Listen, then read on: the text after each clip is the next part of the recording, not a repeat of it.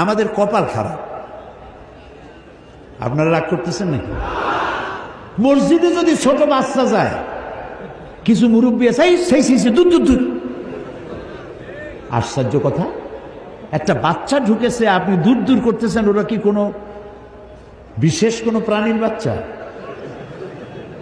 মানুষের সন্তান, আপনি চোখ মোটা করতেছেন। প্রথম কাতারে বাচ্চা দাঁড়াইছে, তো আপনার কি হয়েছে? আপনি কেন ধমক দিবেন? এটা আল্লাহর মসজিদ, এটা আপনার মামু বাড়ি না। বাচ্চা ছেলেটাকে আদর করেন, একটা কোনায় জায়গা করে দেন। তার বাপ বা চাচা যার সাথে আসছে, বাচ্চাটা নিয়ে এক কোনায় গিয়ে দাঁড়াবে।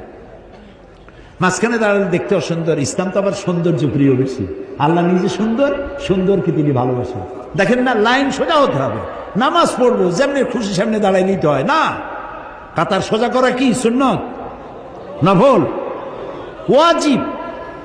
যার কারণে কাতার বাঁকা হবে, পুরো কাতারের জন্য আল্লাহর দরবারে তাকে দায়ী হতে হবে। এটি হলো ডিসিপ্লিন। ডিসিপ্লিন, সৌন্দর্য প্রিয়তা।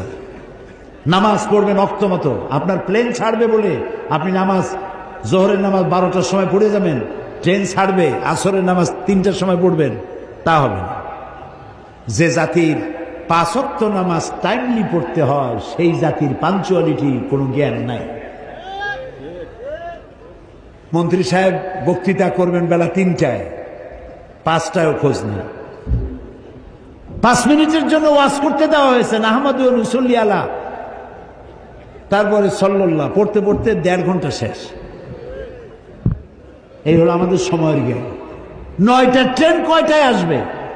দেখা গেল একদিন সত্যি সত্যিই 9টার ট্রেন 9টায় আসছে। লোকেরা খুব খুশি।